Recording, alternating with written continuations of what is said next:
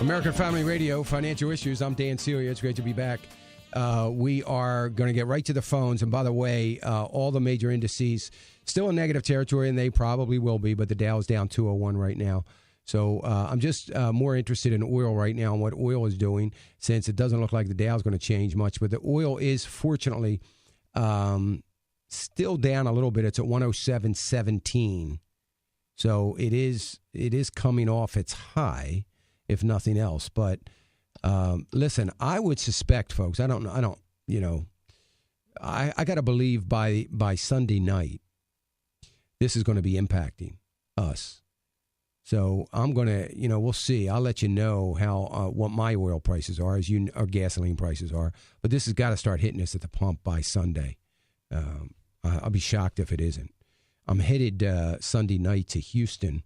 It'll be interesting. I always the first thing I do when I get to another place is I look at the gas prices, and be interesting to see the difference between there and here. But I gotta believe that in some way, shape, or form, we're all going to have some impact by this at the pump. Which and this is on the heels right now of getting our consumer confidence report tomorrow, which is a number that I'm really looking forward to. I don't even want to venture a guess at what it might be, since there's no correlation to anything else we're getting. I don't suspect that there's going to be any correlation in this report either. But I guess what will be more important to see is where gas prices end up being for the next couple of weeks, and what the consumer confidence report looks like next go around, not this Friday, based on gas prices. So, we're in the heart. Well, I don't know about the South and the Deep South. I think in the Deep South, you all are pretty much back to school by now. But here in the Northeast, we're at the heart right now of our back to school shopping. So, these are important times for retailers here in the Northeast. And it'll be interesting because, when we start seeing gas prices getting a little bit closer to that $4 mark, it impacts what we're spending. So it may be good for Walmart's numbers, who had bad numbers this morning. It may be good for them because, again, you see this pullback and a bigger move into the less expensive retailers. But we'll have to wait and see. Anyway, let me go to May. May is calling us from Alabama. Hi, May. Hi, Dan. Thank you for taking my call. Sure. Listen, I apologize for bothering you, and I appreciate your Christian witness. I really do. I'll try to make this brief. I have a couple of annuities, and they're mostly invested, I believe, in bonds, and I just need to know what to do with those. Yeah. Well, most of those annuities, those bond funds, are down already. They're coming back. They're coming down again today. It always. Have you had them for a while, May? Are they more than 6 or 7 years old? Oh, yes. 2005. Okay, so you're pretty much out of surrender charges, right? So, the question is whether you are one or two things. One is you can move them. In other words, you can get out of those annuity contracts and move them into something a little bit different, more stable, or you can within the annuity. So you can go to the agent and say, look, I would like to be out of these bond funds. And do you offer within the annuity a money market account or something like that? And sometimes they do and sometimes they don't. If they do, you can move it into a money market account. And that will at least They do not. Okay, well, then I would move it, May. I wouldn't even hesitate. I just think that, there's going to be more downside pressure on bonds, not a whole lot of upside momentum in the next couple of years, in my opinion. So I think maybe you minimize your losses, move out of there now and get into something a little bit more stable. And for now, maybe it's just parking it for a short period of time in money market accounts until you can start thinking about maybe weaning in. Believe it or not, you may be in those annuities or those bond funds for stability or preservation, and we may find that most of that preservation is going to come out of some stocks. Are you retired, May, or are you still working? Mm-hmm. Yes. Okay. So is this money that you're going to be dependent upon for income, to supplement income? at some point in time?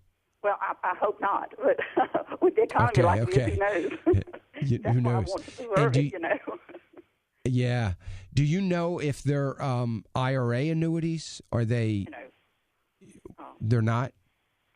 No. Well, find that out, because if they are, you can still move them, but you just want to make sure that the move is more of a rollover into an IRA account and that has a money market account, so something at your bank or something like that, so you don't get taxed on all of it right away. Okay. All right. I appreciate the answer. Make sure you ask that question. Thank you, May. I appreciate your call, and thank you for listening.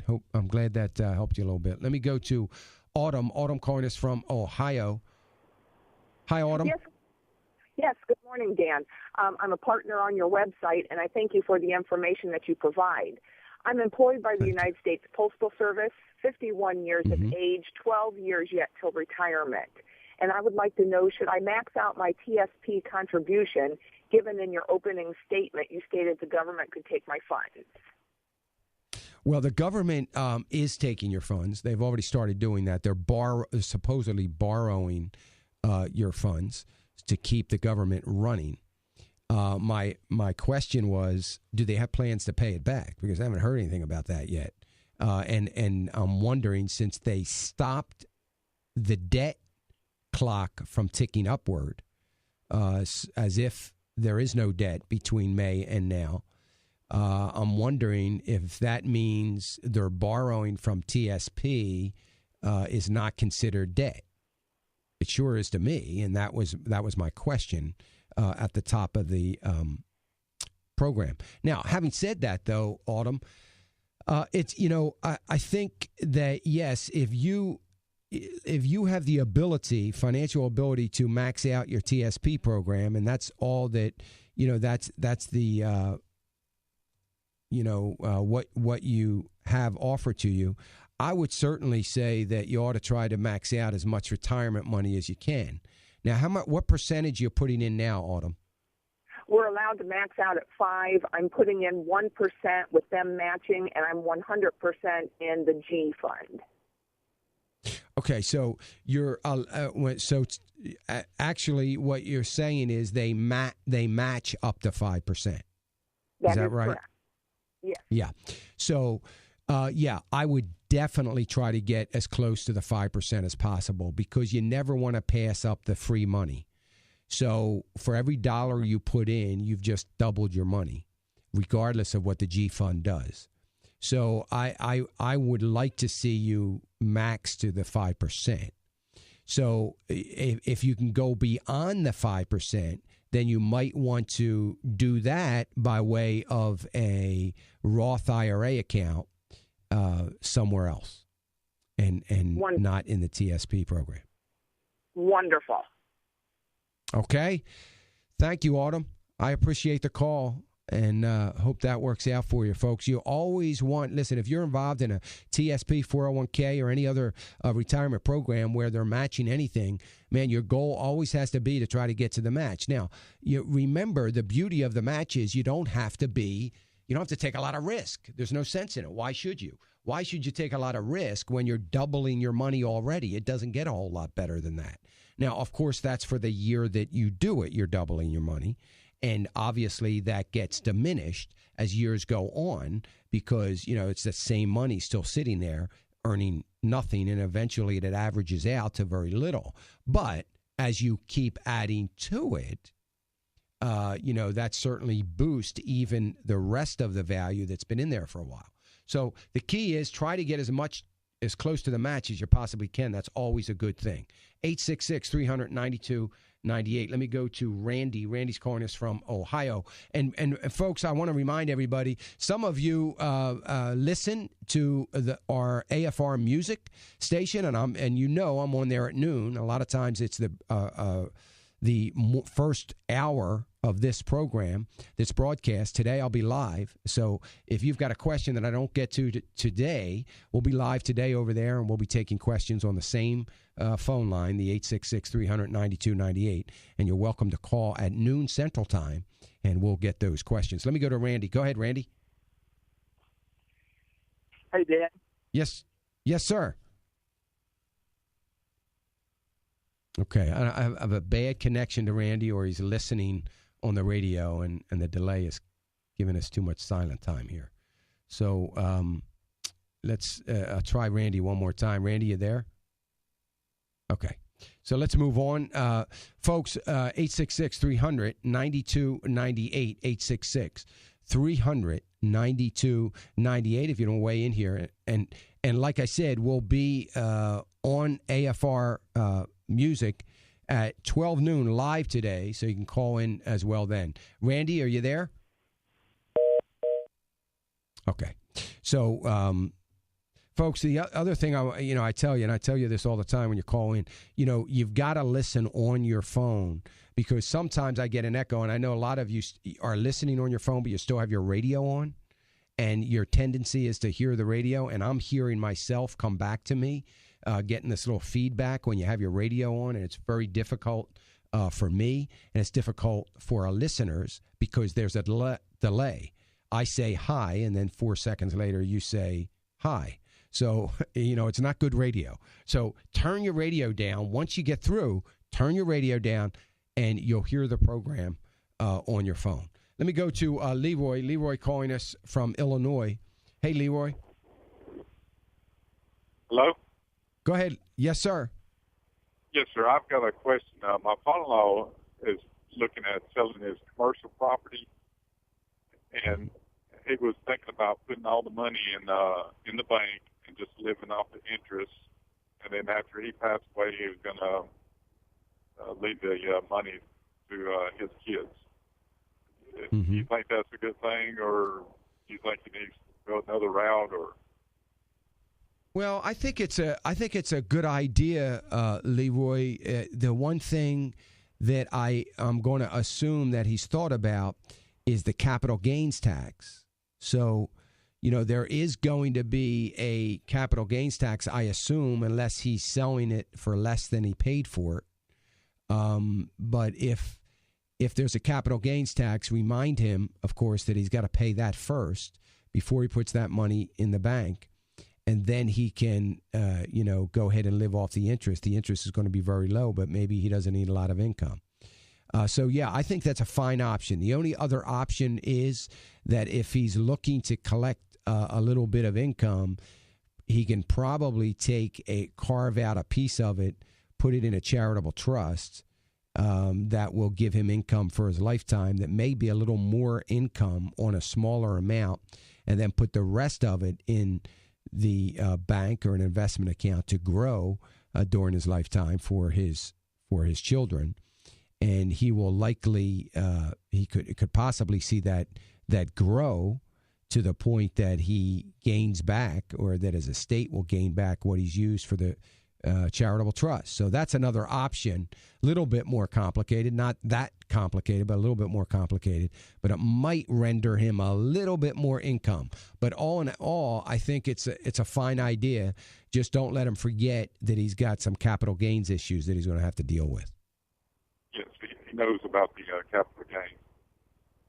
Okay. Okay. Then I appreciate the information there. You're welcome, Leroy. Thank you for the call. I appreciate it. Let me go to Marty. Marty's calling us from Arkansas. Hey, Marty, how are you? Hey, Dan. I've got a question about Murphy Oil. They are spinning off, I'm not sure if it's in a refinery or in a gas station, but anyhow, for every 4 shares of stock, they're giving 1 share to this new company. Do you think that's something that should be of interest? No, I wouldn't. That's an option that they're offering. Yes, in other words, in the paper. Right. I wouldn't take it. I would stick with the Murphy. So if you own Murphy Oil stock, rather than to take the spinoff stock or the other company that's buying this company, I would probably stick with the Murphy Oil stock. Okay, all right. Well, if I understand it right, that this is one of their companies that they're spinning off, but I don't know a whole lot about it. I didn't know if you might could find some information on that. Yeah, I'm right up against the end of the program. I have some information on them, and I know because I track that stock.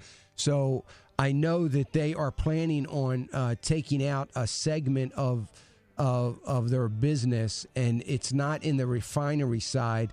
It's more in the consumer product side that they have, and they're spinning that off to another consumer product company. So, the Murphy oil soap and those kinds of things. So they're maintaining their refinery operation as far as I know and understand it. So. Got to run, though, but great question, Marty. But I would stick with the Murphy oil stock rather than take that option. You've been listening to Financial Issues. I thank everybody for being with us here on American Family Radio. We'll be back at noon today over on the music side at noon Central Time. If you've got a question, you can join us then. I want to thank everybody for being with us. Remember, folks, it's all His. It's all the Lord's. Let's be found a good and faithful steward of it. Have a great day. God bless.